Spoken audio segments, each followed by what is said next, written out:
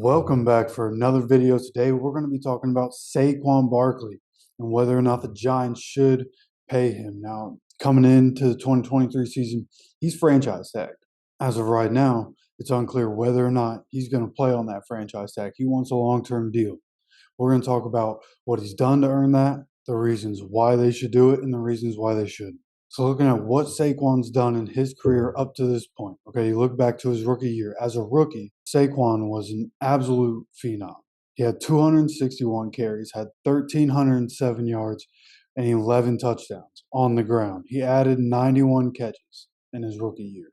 Like, came in, was doing everything. In his second season, 2019, he was still a 1,000-yard rusher. Was just over 1,000 yards, but he still got to 1,000 yards.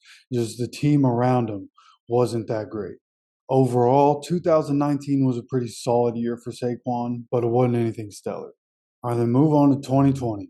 Saquon, unfortunately, didn't even make it to the end of the second game of the season when he tore his ACL and was out for the remainder of that season, right? So you flush that one out, then you go into 2021. And in 2021, he ended up with 856 scrimmage yards, which was 5 yards behind the backup running back at that time, Devontae Booker. Now, part of the reason that 2021 wasn't that great for Saquon, other than coming back from a torn ACL, was the fact that he was dealing with an ankle injury for pretty much the entire year. Ended up missing a couple of the games throughout the year, but tried to play through it for most of the year, but just didn't have the production. That's why Devontae Booker ended up playing such a big role in that season. But then he followed that up with what we saw last year. Finally, in 2022, we get the old Saquon Barkley back. He only played in 16 of the 17 games because the Giants rested all their starters in Week 17 against the Eagles.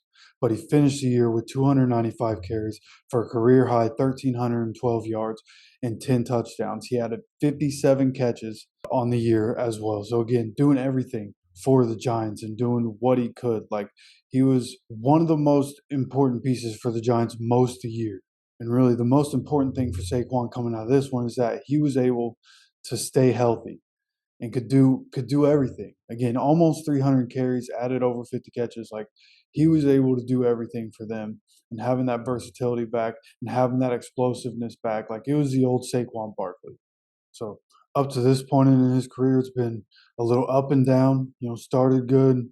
The last year of his contract ended really good. The middle parts, had the unfortunate injury, but had a strong bounce back. So there are a lot of reasons that you should pay Saquon, and one of them, and the one I'm going to start with here, is you pay him because of who he is off the field.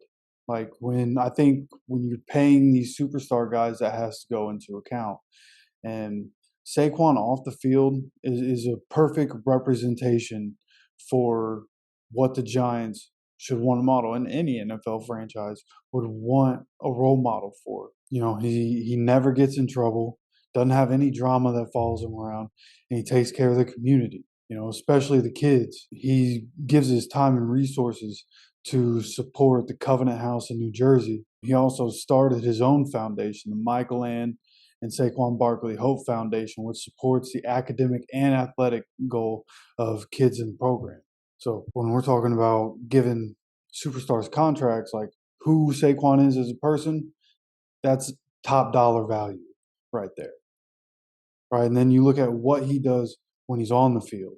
I feel compelled to start with the fact that the numbers Saquon is able to put up on bad teams speaks a lot to his ability. In the early years when he got drafted, it's not like it was a great team, right? Like, the best team he's been on was a team in 2022. Outside of that, he was on some pretty bad football teams. But those first couple years, the first year, 1,300 yards, second year, still got to 1,000 yards before the injury happened. So what he's been able to do has been nothing short of superstar ability. And as they continue to build that team around him, with him being a superstar, you would think, he's broken that 1,300-yard barrier twice, but he still needs to get over that 1,500, 1,600-yard barrier to really get in, hit those superstar numbers. Now, he does also add value as a receiver and gets a lot of yards that way. So you definitely have to be able to factor that in, because altogether in 2022, he ended up with 1,650 scrimmage yards. If you look at when Saquon's been healthy, what he's been able to do, I mean, it's pretty close to top dollar value in the NFL, in my opinion. Now, moving on to another reason, Saquon's only 26 years old. Everybody talks about running backs declining once they get to 30 years old, right? Like most NFL players declining once they get to 30. So, in theory, giving Saquon Barkley a 4-year contract right now, his birthday is in February after the Super Bowl. You give Saquon the contract right now for 4 years, then you have no commitment to him after he's 30 years old. It'd be the perfect time to break him off, give him a bag real quick, and then you can figure out what to do with him once you get to the end of the contract. But I think right now is kind of the ideal time. Like, this is it. While Saquon has shown that he still has it. Look, this team is finally ascending. Like, Saquon's put in all the time with this football team.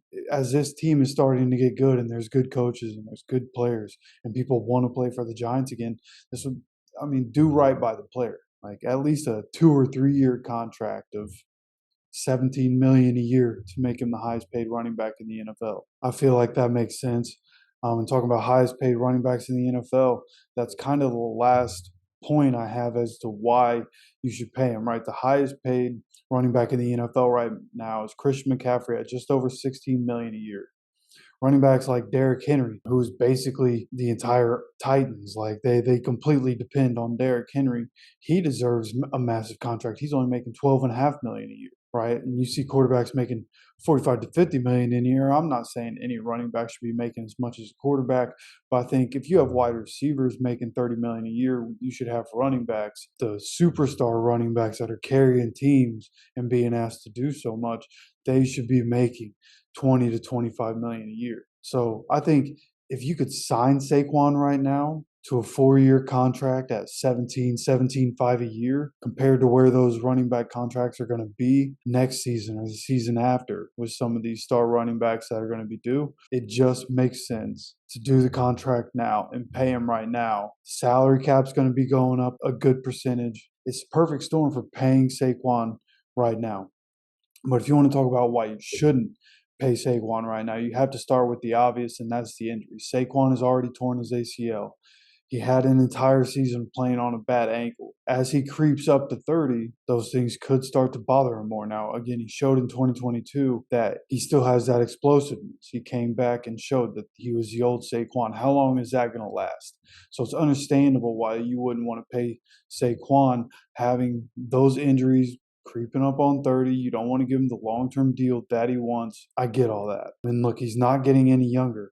So the likelihood of re-injury is only going to go up. So the Giants are really, they're just trying to hedge their bet. You know what I mean? Like, if you're the front office, like, yeah, you have to think about the possibility that you're going to pay a guy $20 million and he's not going to be there. The only other reason I really have here is that the NFL has moved in a way where running the ball is vitally important, but there are very few workhorse running backs anymore. Like, Saquon has been that, but if that continues, the chances that he re-injures an ACL or the ankle are going to continue to go up. The Giants have just drafted a running back, and there are always good change of pace running backs in free agency that you compare with Barkley, but it's paying running backs. And how much of the salary cap do you want to devote to running backs? And having Saquon, you would have to keep drafting running backs just to come fill spots, or signing lesser running backs in free agency when you can, get a guy like a Jerick McKinnon that, realistically could have gotten paid, $6, $7, $8 million if the running back position wasn't so devalued. So let's say you pay Saquon $20 million a year. What if you could have Kareem Hunt, Jerick McKinnon, and Ezekiel Elliott do all the same stuff that you get from Saquon for maybe less money combined?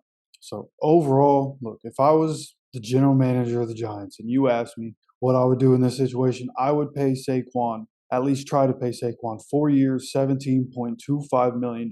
Daniel Jones is finally showing flashes of brilliance. There's good coaching and a good culture finally. The roster the Giants are putting together is looking competitive finally, and it's on the rise. Like, now is the time to pay Saquon before somebody else gets the bag and drives that price up even more. As a Colts fan, I can tell you Jonathan Taylor is going to get the bag, if not from the Colts, from somebody. And the price for Saquon is only going to go up. That's how the NFL works. So right now is the best time to pay Saquon. If I was a general manager for the Giants, I would want to pay Saquon and keep him there with Daniel Jones. I think it'd be great to have him in the building. Drafted a Giant, keep him a Giant. So that's what I would do. You let me know if you would pay Saquon. Let me know down in the comments. Don't forget to subscribe and keep coming back every day for more offseason content. We'll see you for the next video.